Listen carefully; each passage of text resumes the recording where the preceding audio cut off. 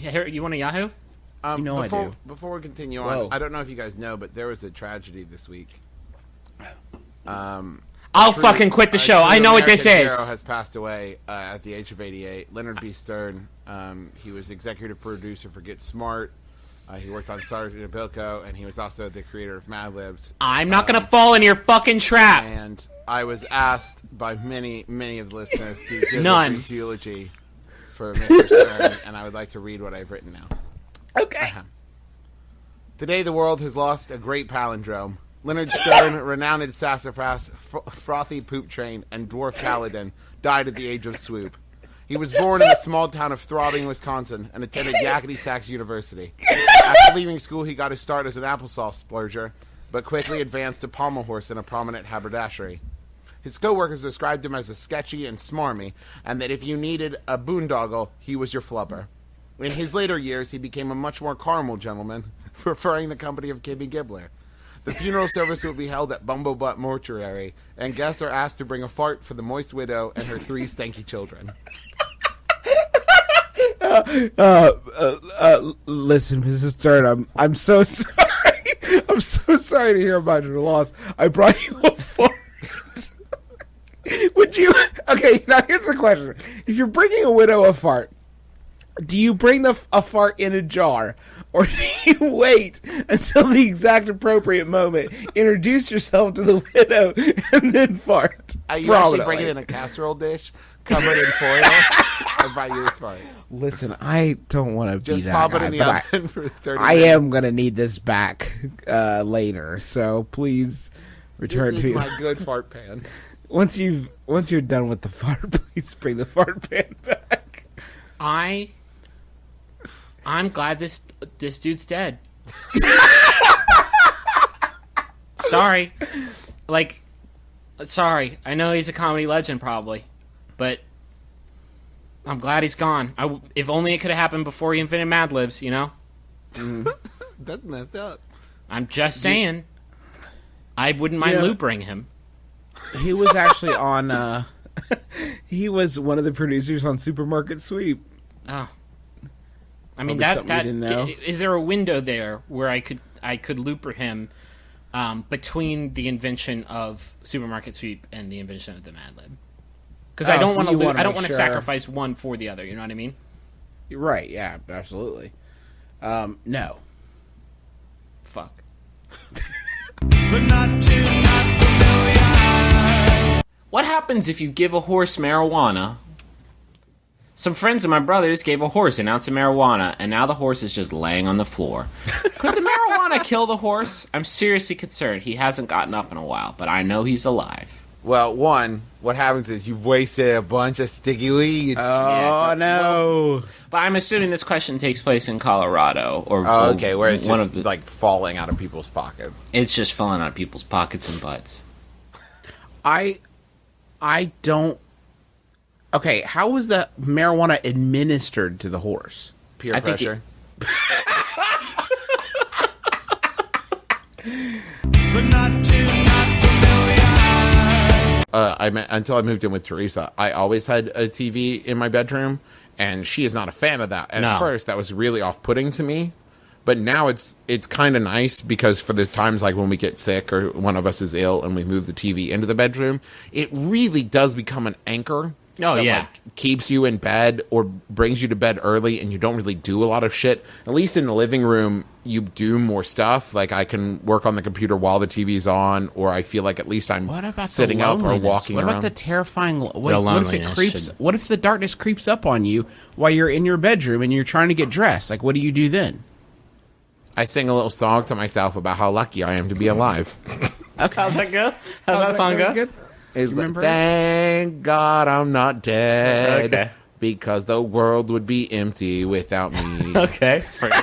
It usually kind of then devolves from there into how awesome About how great you are, yeah, sure. Boy, I think we're all pretty lucky Travis is still kicking. I just assume everyone sings a song like that. Thank you, nice God, for Travis. Right? Where would I be He's without... the sun in the sky and the stars at night, who guides me home on the choppy seas. Thank Jesus for Travis. Travis is Jesus. And then just kind of keep going from there.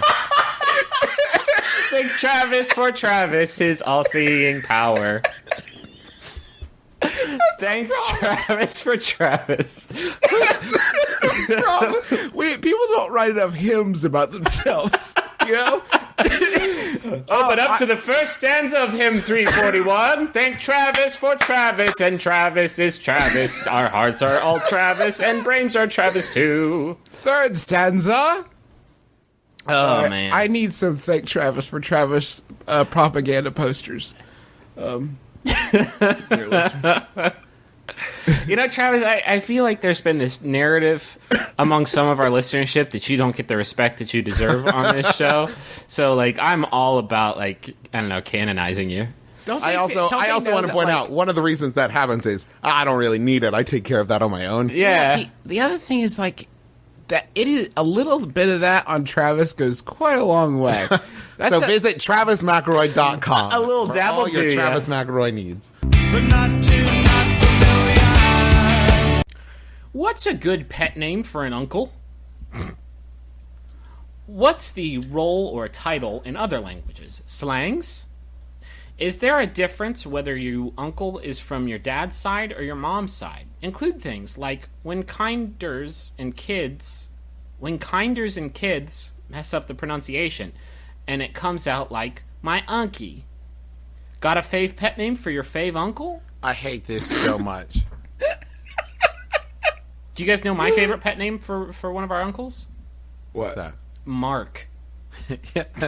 Dave. Dave. Adult Chris. Dave. Like, what? How do you... That person... Grown-ass man Mark. Grown-ass Dr. Mark Wahlberg.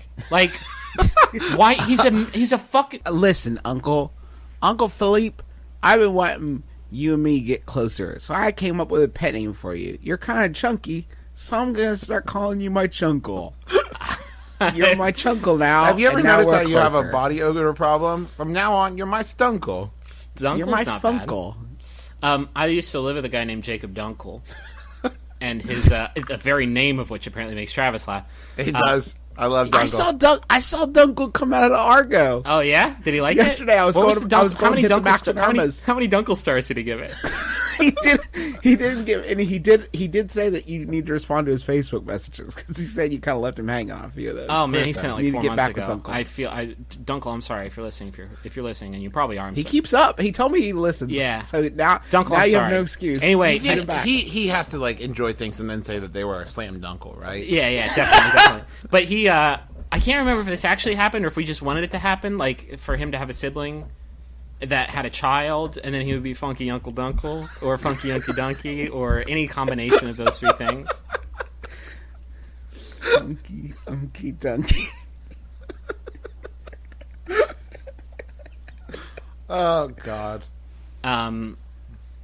My Uncle Nemo, we lovingly call Unk.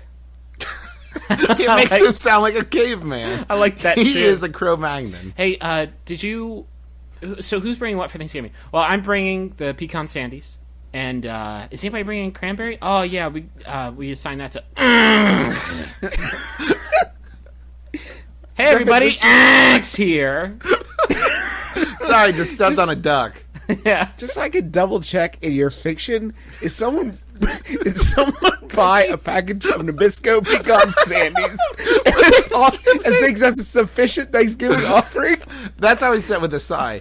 And what's Steve bringing? He's bringing pecan sandies. I think if again. someone's gonna bring pecan sandies, it's gonna be because he does not sound like somebody who is graced with culinary. gifts. He's just gonna pull one out of the back of his van where he just has stacks and stacks of packages of pecan sandies that he bought when the Piggly Wiggly down the street was going out of business. Just so I'm clear, is Unk actually Encino Man? If Unk is He's not. toilet trained, then we are all like one step ahead of the game. To be fair, Unk is not really related to either my mother or my father. He's more of a friend of the family, by which I mean a bear. Okay. This has been the greatest Thanksgiving of my life, except for when that bear tore my arm off. But God, I love That's my no Unk. bear. You mean Unk? I'm not going to talk bad about Unk under my roof. Unk is a Sit down and saint. watch He's the only football. thing that got me through 9/11. How old is this bear? He's an old ass bear. Bears only lived at like age 7. We all know this to be true. How This old is do you- Unk I Jr. have- Excuse me, Unk Jr., son of Unk. His forearms are just as powerful as the original Unk. Make no mistake. His large claws have torn all our tapestries, but we love him very much. But they've His also arm- torn down the emotional walls that was keeping my family apart. You know, we They went say a 3 bear's- Christmases without speaking until Unk showed up.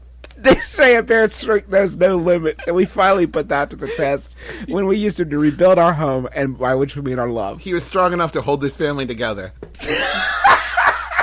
You lay off Unk. Every year at Thanksgiving, he brings honey, and we love him for that. And he always pushes it forward a little shyly, as if to say, this is all I could do. And God damn it, you've done enough.